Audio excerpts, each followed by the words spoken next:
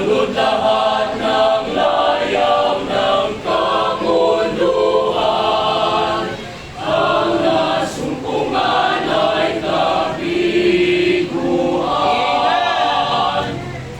Magtapat ka sa Diyos at unahin mo siya, nang madama kasapat ang lubos.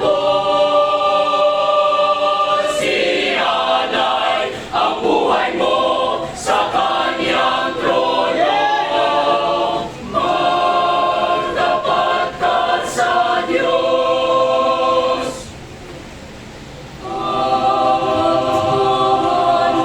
kanyang ginagawa, ngunit wala pa rin kasapatan.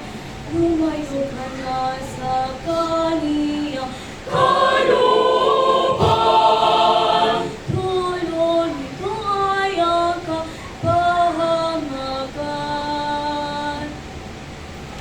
Ang Kanyang kalooban ang dapat sundin, lumalimad sa Kanyang naisin, ipanalangin sa Kaniyang hinaing, upang makamtan ang tugon sa hiling. Magtapat ka sa Diyos at unahin mo siya, nang madama kasapat ang lubos. Ialay ang buhay mo sa Kanyang trono. Magtapat ka sa Diyos.